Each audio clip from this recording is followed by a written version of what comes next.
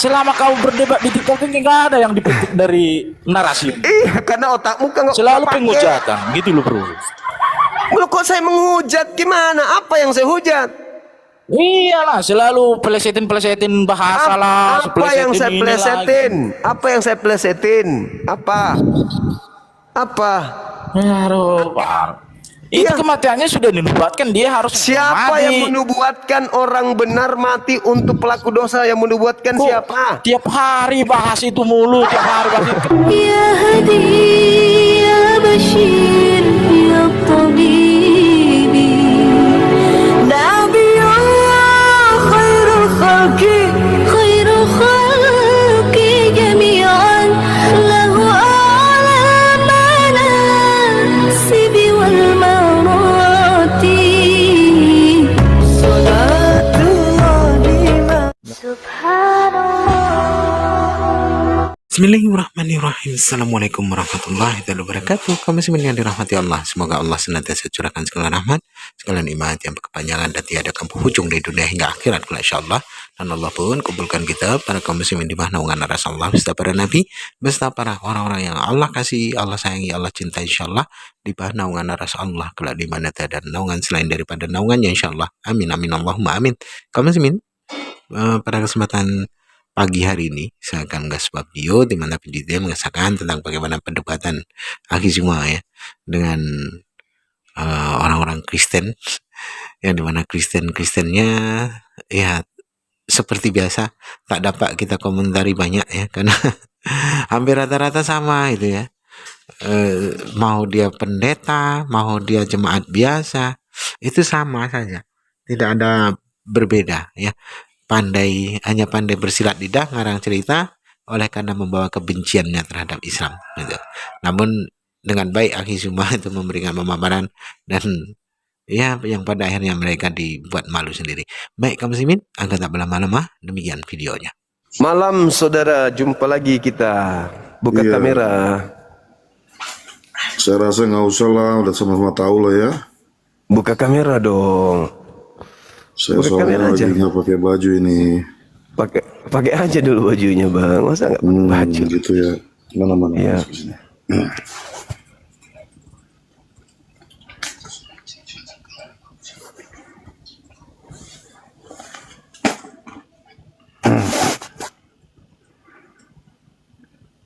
Jadi tuh kata-kata Muhammad itu nggak ada ya?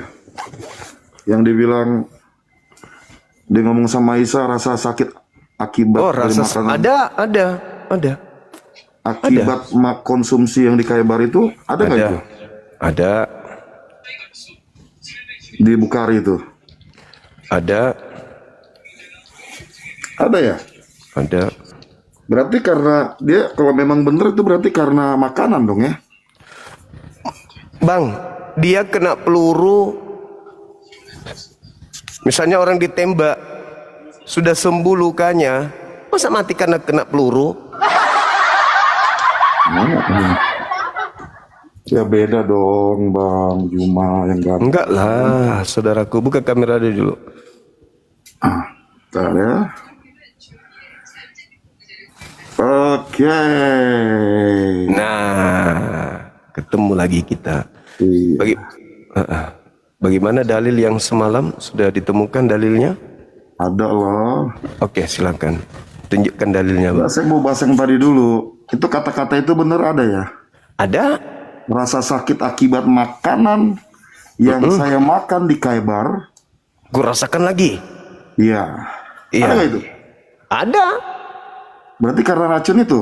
Enggak dong. Yang namanya mati tuh, Bang. Yang namanya mati itu rasanya sama semua. Mati karena ditombak, mati karena keselak biji nangka, mati karena kaget. Semuanya rasanya mati itu sama. Pada saat beliau diracun, rasa itu dia rasakan. Ini kok kayak ada apa ya? Kayak lo kayak ada kelainan dalam diri saya, kok kayak apa gitu ya. Nah, ketika dia mau mati beneran, rasa itu kembali. Makanya dia mengatakan, rasa yang aku rasakan pada saat aku diracun kok kembali ya. Nah, waktu dia diracun tidak lanjut. Ketika dia sudah ajalnya tiba baru berlanjut. Bukan berarti dia diracun lagi, enggak. Rasa yang aku rasakan pada saat itu kembali aku rasakan sekarang. Kenapa? Karena memang sekarang ini sudah beneran meninggal. Jadi buat apa dia ngomong begitu? Ya karena rasa yang pernah dia rasakan pada saat itu kembali dia rasakan. Nah, rasanya itu rasa apa? Rasa pengen meninggal, rasa mau mati. Karena apa? Karena apa? Pada saat kemarin dia diracun, itu racun menghantarkan kepada pintu kematian. Iya. Betul? Iya. Pada saat dia ingin meninggal, itu pintu kematian kembali enggak? Oh iya. Nah, rasanya sama enggak? Nah, tapi ini dibilang rasanya apa? Iya, rasanya Akibat apa? sama enggak? Rasanya sama enggak? Nah, rasanya akibat apa? Waktu dia diracun menghantarkan dia sampai kepada pintu kematian enggak? Ya, jawab dulu, rasanya akibat apa? Dia makan Ngerti kambing gak yang kata akibat? Iya, dia merasakan Akibat makanan dengar. yang dia makan, betul gak ayat itu? Iya. Nah, sekarang rasa itu menghantarkan pada pintu kematian, betul? Akibat apa? Diracun. Iya, udah aku ya. Iya, Oke? diracun. Ya, Oke, diracun. teman-teman Nah, yang 6.900 pada sekarang, tunggu sebentar. Tunggu. 6.900 Jangan orang. framing ente. Cuma Jangan sudah framing. akui Pada akibat saat diracun. kemudian dengar, Anda curang, Anda kayak Paulus. Jangan curang di sini. Jangan curang. Pada saat kemudian kematian betul-betul main sudah mute sampai. Tunggu. Main Anda saya mute lah. turunkan kalau Anda curang di sini. Hei, kalau Anda curang, saya orang yang paling tegas. Yang ngomong kan Anda. Saya mengatakan apa? Bodoh. Saya mengatakan bahwa rasa ingin mati itu pernah datang kepada Rasulullah pada saat dia diracun. Rasa itu kembali pada saat dia beneran sudah mau meninggal. Kamu pikir Nabi Muhammad itu akan hidup kekal di bumi? Enggak. Kematian itu pasti datang. Kullu nafsin zaikatul maut. Semua manusia akan merasakan mati. Yang pernah merasakan diracun, yang tidak pernah merasakan diracun, kematian pasti datang. Bodoh, minta ampun, jidat lebar tapi otak kecil. Yesusmu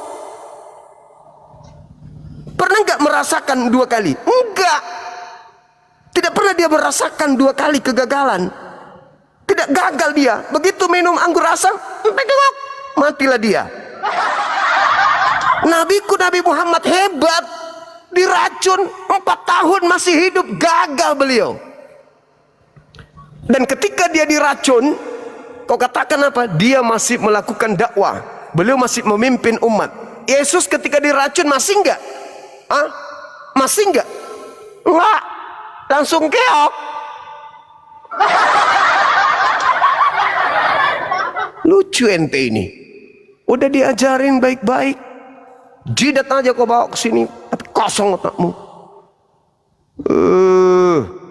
Ketika Nabi Muhammad diracun, rasa pingin mati itu ada. Ketika Nabi Muhammad benar-benar sudah mau mati, saatnya meninggal dunia, rasa pada saat beliau diracun itu kembali. Bedanya ketika dia diracun tidak terus meninggal karena belum saatnya. Tapi ketika kemudian betul-betul dia meninggal, sudah saatnya ajalnya, rasa itu kembali. Jadi Anda mati diracun, Anda mati tenggelam, Anda mati ditombak, Anda mati keseleo, Anda mati karena isap kentut Anda sendiri, itu semuanya rasanya sama. Memang ada bodoh-bodohnya ini si Oten ini. Kurangi makan babi biar otakmu berfungsi. Tuhan kau itu sedetik habis minum anggur asam, cuma dijilat-jilatnya sedikit, mati. Mati. Masih hidup gak 1 hari? Enggak. 2 hari? Enggak. Apalagi Halo 4 bro, tahun. bagaimana kabar bro? Iya. Apalagi 4 tahun, mana sanggup. Dan nabiku, Bagaimana si paling sabar dulu. si paling tahu Tuhan ini, si Zuma ini si paling tahu Tuhan ini. Sabar dulu bang, sabar dulu. Nabiku sudah menghadapi kematian, masih ingat umatnya. Umatku. Tuhanmu boro-boro ingat umatnya, yang ada apa? Eli, Eli, lama sabaqtani. Tuhan kok malah teriak kepada Tuhan yang lain. Tuhan, Tuhan, mengapa kau meninggalkan aku? Tuhan loh, Tuhan loh. Nabiku sudah mau meninggal, sudah di depan ajalnya, masih ingat kami umatnya. Bukan malah sibuk, Tuhan, kenapa kau tinggalkan aku? Padahal harusnya beliau yang teriak begitu karena dia manusia. Ini ada Tuhan teriak ke Tuhan, Eli, Eli, lama sabaqtani. Tuhannya kayak macam apa sih, jidat lebar ini, otak. Nabi Muhammad menghadapi kematian yang diingat umatnya. Tuhan lo menghadapi kematian justru minta tolong kepada Tuhan yang lebih senior. Koplak. Ini tema yang kau bahas. Setan yang menyalibkan Yesus itu pahlawanmu atau dia penjahat bagimu? Gak malu manusia. Masih bahas penjahat. Bahas iya dong sekali-sekali kebangkitannya, Bro Joma. Nggak ada kebangkitan, Bung. Di dalam kitabmu 1 Korintus 15:17, tanpa kebangkitan Yesus sia-sialah imanmu, sia-sialah kepercayaanmu, dan kamu masih tetap berada di dalam dosa. Berarti yang berjasa di sini setan. Ayo, Lukas 22 nomor 3. Selama viral kamu di TikTok, belum pernah saya dengar kamu bahas kebangkitan. Apa pula kebangkitan itu? Ini yang kita bahas ini. Ada apa denganmu, Bro? Kenapa dengan kebangkitan rupanya? Roma 14 nomor 9, untuk itulah Yesus yang bangkit.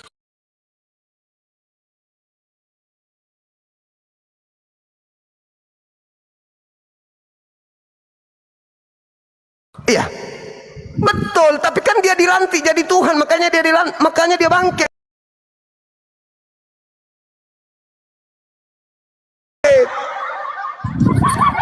Roma 14 nomor 9. Nggak ada dilantik, Bro. Nggak ada dilantik. makanya baca Nggak usah lah dalil. plesetin bahasamu itu. Coba. Kau baca Roma 14 nomor 9. Kau baca. Nggak ada dilantik. Baca dulu, baca. Sekali-sekali bahaslah kebangkitan Ya itu. itulah, baca Roma 14 nomor 9, kau baca. Kau baca juga di dalam Kisah Para Rasul 2 nomor 36, baca. Untuk itulah Yesus mati supaya dia bisa menjadi Tuhan. Berarti lu Ya iyalah, harus jelas. berterima kasih. Paling ya kalau tidak bangkit ya nggak jadi Tuhan lah, gimana sih, Bro? Gimana? Ini nih nggak logika jadi kami ini nggak dengarkan nggak teman-teman, pernah nyampe, kalau Bro. dia tidak Selama berdebat bangkit, kamu nggak pernah nyampe. Kalau dia tidak bangkit, dia tidak jadi Tuhan. Ya kalau nggak bangkit nggak Tuhan dia. Seperti nabimu. Berarti setan menghadiahkan Tuhan kepada Anda. Karena setanlah sampai dia mati, supaya dia bangkit mati dulu. Berterima kasihlah kepada Jadi setan. begitu loh, bro. Iya, bernalarlah sedikit yang kepada cerdas. setan yang telah menghadiahkan Tuhan kepada Anda. Salib terus kamu bahas kebangkitannya, kayak kamu bahas gitu loh. Bisa biar nggak enak bangkit gitu loh. tanpa disalib?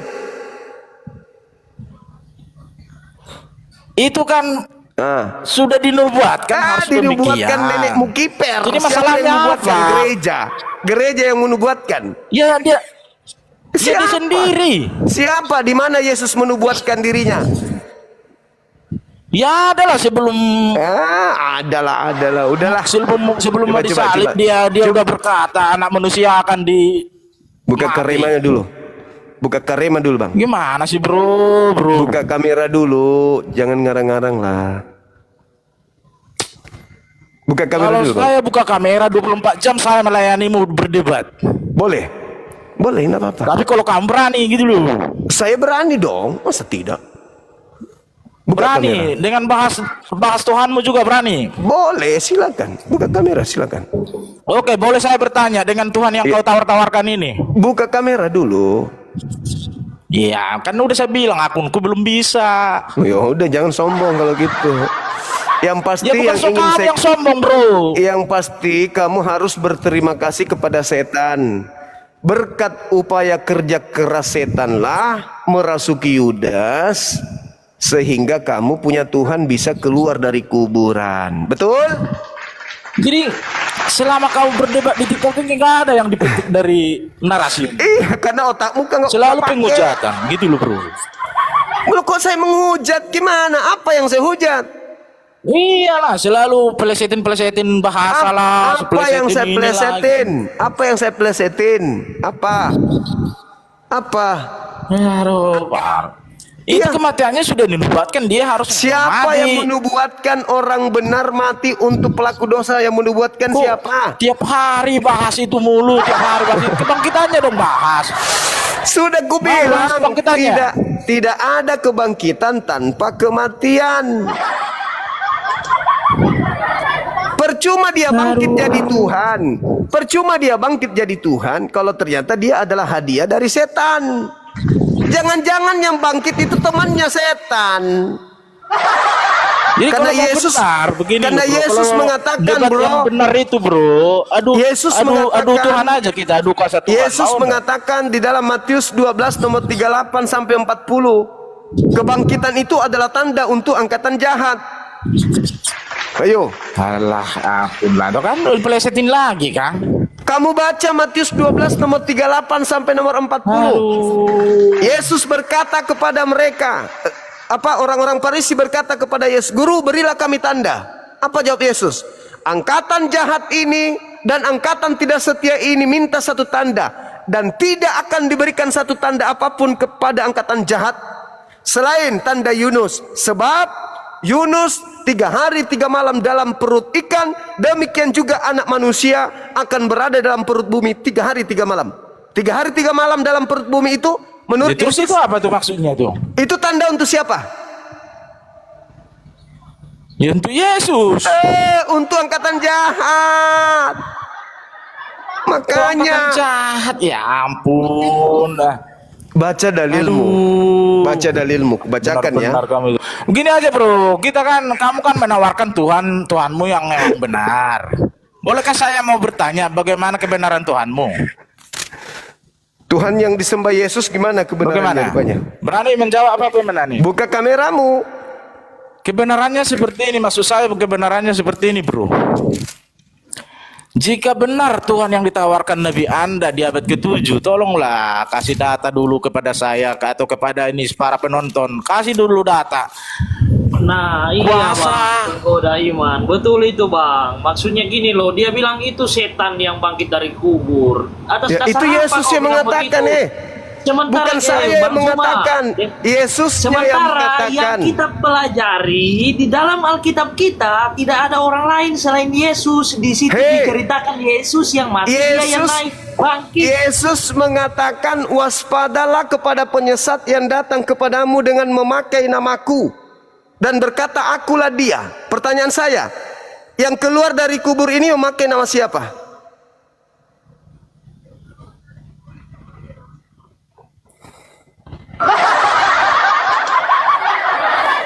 Buka kameranya bang, biar saya tidak akan lari dari Bibelmu ini. Dan saya tidak akan lari dari kitab suciku Al-Quranul Karim. Di kananku ada Al-Quran, di kiriku ada Bible. Tidak akan lari saya. Yang mengatakan penyesat datang memakai nama Yesus ini. Berarti penyesat itu memakai nama siapa? Di mana Penyesat ya- itu bukan Yesus yang bangkit dari kubur? Coba, di mana? Oke. Galatia 1 nomor 1. Galatia 1 nomor 11 nomor 12. Coba abang baca, jelaskan. Oke. Paulus berkata, aku menerima Injil bukan dari manusia. Jangan keluar dari konteks kebangkitan tadi loh. Kebangkitan iya. Yesus tadi yang kita dibahas itu Yesus Sekarang bangkit. saya tanya, Abang bilang tadi bukan Yesus yang bangkit. Jangan-jangan Saya dia tanya, setan. Lah, atas saya dasar tanya apa sampai sama abang saudara, bilang itu setan? saudara, jangan bicara sendiri, jangan bicara sendiri. Saya tanya, duluan mana kebangkitan daripada Paulus ke Damsik? Bang, jangan keluar konteks kebangkitan Yesus, Bang. Kita tadi itu bergerak kebangkitan Yesus. Abang bilang itu tadi. Iya, makanya saya yang bangkit itu bukan Yesus, setan. Kan abang bilangnya gitu. Makanya. Lalu saya bertanya sama abang, atas dasar apa, mana buktinya kalau itu setan yang bangkit? Ada nggak di Alkitab saya ditulis setan yang bangkit bukan Yesus? Ada nggak di situ? Kalau ada ya coba tunjukkan gitu, Bang. Nggak usah berbelit ke kiri ke kanan, Bang. Utarakan saja yang itu. Oke, baik. Dengarkan. Yesus di dalam Lukas 4 nomor 6 dibawa oleh iblis untuk dicobai. Apa kata iblis? Yesus, segala kemegahan dunia dan segala kerajaan yang ada di dunia akan aku berikan kepadamu. Kuasa langit, kuasa bumi aku berikan kepadamu apabila engkau sujud menyembahku. Pertanyaan saya, apakah Yesus menerima kuasa langit dan bumi dari iblis? Iya. Menerima? Apakah Yesus menerima kuasa langit dan bumi dari iblis? Emang iblis mempunyai kuasa langit dan bumi? Ada dong. Mana? Yesus, Coba tunjuk buktinya. Yesus mengatakan di dalam Yohanes 14 nomor 30. Penguasa dunia adalah iblis. Kamu berdebat modal apa? Modal hidung.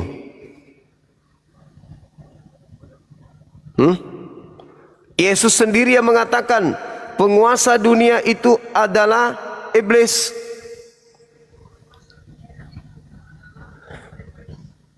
Satu Yohanes 5 nomor 19. Dunia ini dibawa kuasa iblis.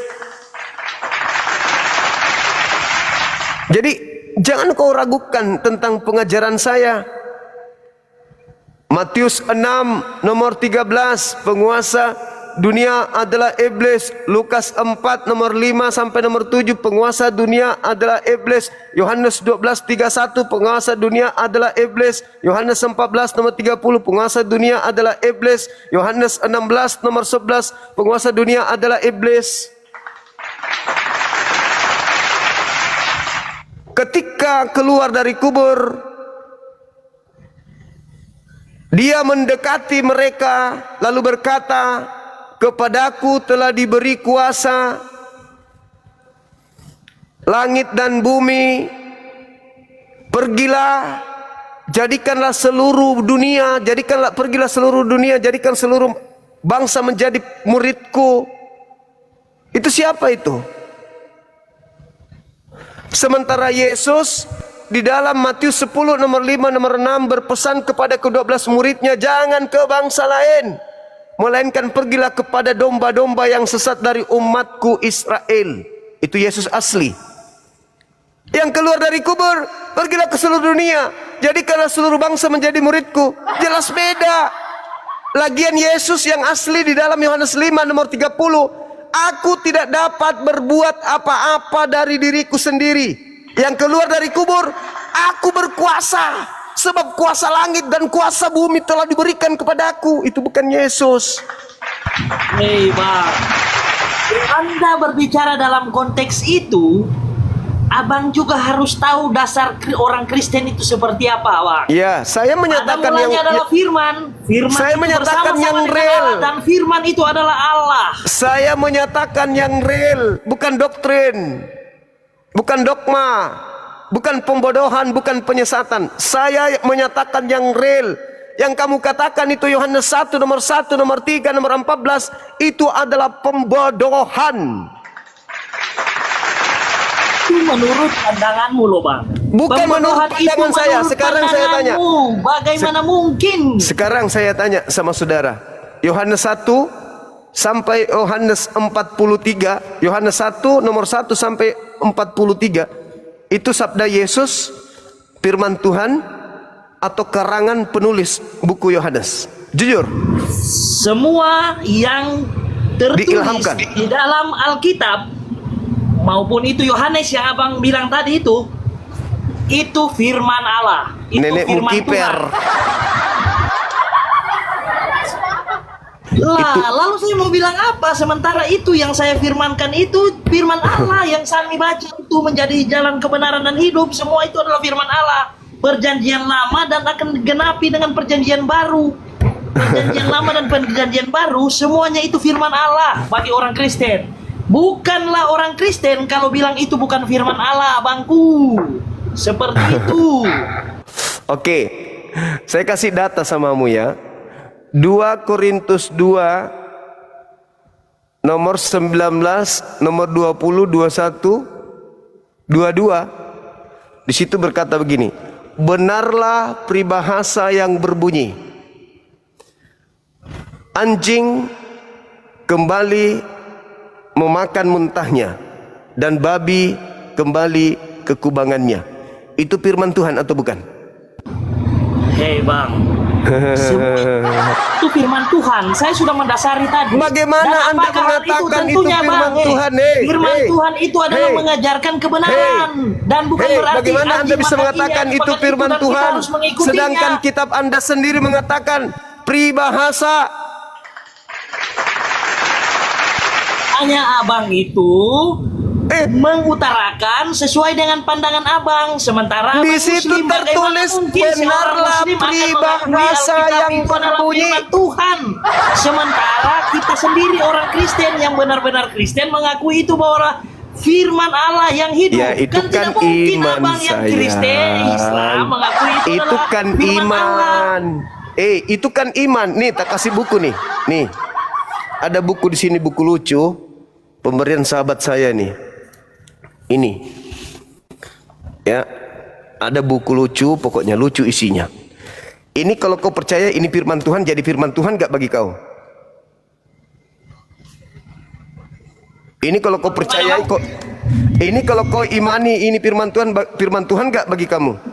Kalau pertanyaan kalau ya, Iya, kalau.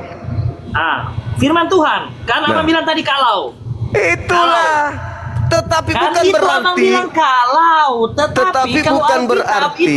Alkitab itu tidak bisa disama-samakan dengan buku-buku yang lain. Alkitab itu adalah Tetapi sumber, bukan adalah firman berarti Allah yang hidup.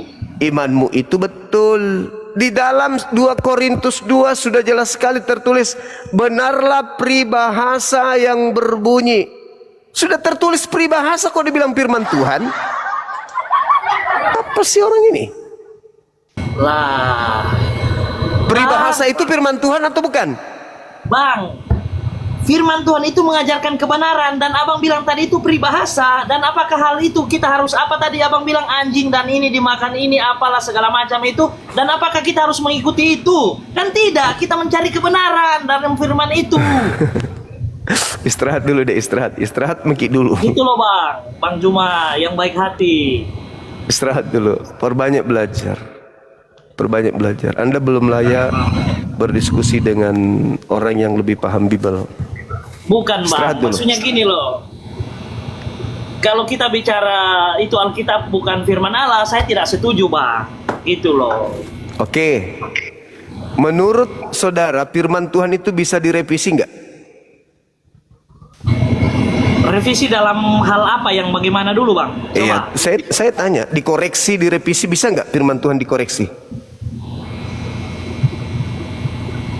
Kalau untuk kebenaran, hal yang betul, hal yang benar, ya Boleh, bisa aja. boleh. Dalam penulisan kan ini maksud abang atau bagaimana? Iya betul. Boleh nggak Iya. firman Tuhan itu dikoreksi manusia? Iya. Berarti manusia lebih pintar daripada Tuhan. Lah, bukan itu juga Bang. Lalu Makanya apa? kan saya bilang Kenapa? tadi. Kenapa kamu koreksi firman Tuhan? Nah, abang kan tadi bilang, boleh nggak gitu kan? Nah, saya bilang, saya tanggapi. Kalau itu untuk kebenaran, benar. Berarti Perbaiki tadi yang belum benar. Berarti tadi firman Tuhan tidak benar. Makanya dikoreksi supaya benar oleh ini manusia. Kan sudah kemana? Abang kan tadi bilang kalau. Aduh, gimana? Lah sih? iya. Kan ini Saya salah bertanya, satu koreksi juga, Bang. apakah firman Tuhan bisa direvisi manusia? Ya, bisa. Contohnya dari Alkitab kan ini penulisannya dari bahasa Ibrani. Nah, kita translate ke bahasa Itu Indonesia. itu Salah translate, satu itu revisi translate. juga. Yang saya tanya, boleh nggak firman Tuhan dikoreksi, direvisi manusia? Yang namanya firman Tuhan tidak boleh ditambah, dikurangi, Bang. Berarti tidak boleh dikoreksi, Tidak boleh ditambah, dikurangi. tidak boleh dikoreksi.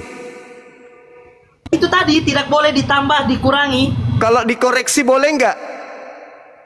Tidak boleh ditambah, dikurangi. Itu aja, Bang. Dikoreksi, bukan ditambah dikurangi. Dikoreksi boleh nggak firman Tuhan dikoreksi, direvisi? Tidak boleh tentunya, Bang. Sudah dibilang tadi tidak Oke. boleh ditambah, dikurangi. Ini kitabmu setiap saat direvisi. Berarti ini bukan firman Tuhan. Selesai. Lah, Apalagi? firman Tuhan. Kalau itu saya tidak setuju, Bang. Ya, lah ini buktinya direvisi. Baru-baru muncul 2023 dikoreksi lagi. Diperbaiki, Oke, itu kan- disempurnakan. Itu menurut pandangan Abang. Sekarang saya tanya sama Abang, ada nggak orang Kristen di seluruh Indonesia yang bilang Alkitab itu bukan firman Tuhan? Yang Kristen, yang betul-betul Kristen, Saya Bang. bertanya Ada sama nggak? saudara, boleh tidak firman Tuhan direvisi oleh manusia? Firman Tuhan direvisi manusia boleh nggak?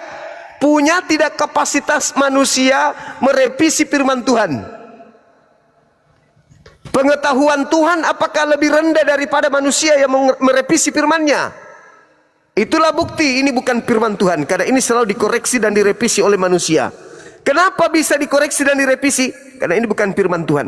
Kalau ini firman Tuhan direvisi oleh manusia, berarti Tuhanmu itu lebih rendah pengetahuannya daripada manusia-manusia yang mampu merevisi dan memperbaiki kitabmu ini. Sampai sini paham? Bagaimana mau paham? Masih Kristen. Coba Abang jelaskan. Maksud dari revisi itu yang bagaimana? Yang di mananya? Coba, biar saya juga bisa lihat seperti apa maksud Tanyakan Abang. kitabmu. Kamu punya Bible di situ? Kau punya Bible? Di sini saya tidak punya Bible, Bang. Kamu punya 2 HP? Satu saja, Bang. Wah, susah kalau begitu.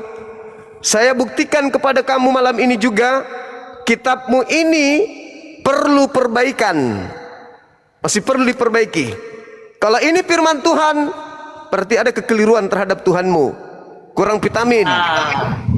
Bagaimana Kurang Abang mau vitamin bilang seperti Tuhanmu itu. sementara Karena masih maksudnya- keliru. Sekarang Bagaimana saya kasih. Abang mau bilang seperti itu sementara Abang itu seorang Muslim? Masa sih seorang Muslim harus koreksi Alkitab seorang Hei, Kristen?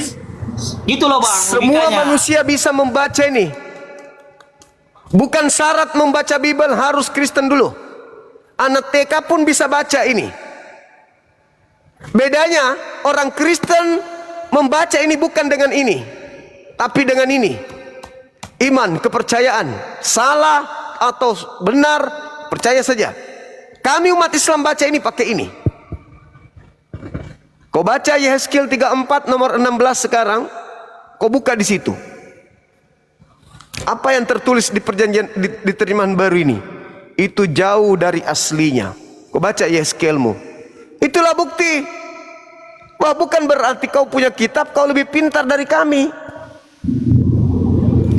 Bukan juga berarti Abang bilang tadi salah atau benar kita iakan saja. Yang penting percaya saja. Masa yang salah kita harus percaya? Sekarang, Gitu loh, Bang. sekarang saya tanya, ini firman Tuhan nggak bagi kamu? Kau bilang tadi firman Tuhan. Firman Tuhan, semua Kenapa Alkitab yang direvisi? tertulis itu di dalam Kenapa perjanjian direvisi? lama sampai perjanjian baru. Kenapa itu firman direvisi? Tuhan. Kalau firman Tuhan kenapa direvisi? Hah? Coba Abang tunjukin mana yang direvisinya. TB baru itu maksudnya apa? Perbaikan dari TB lama, TL. Ada TL, ada TB. Kenapa ada TL? Kenapa ada TB? Karena perbaikan. Nah, demikian tadi kamu sebenarnya yang dimana perdebatan itu berlangsung dan moderatornya ini terlalu apa namanya, terlalu kurang sabaran. Ada moderatornya di situ, Aki Goldian.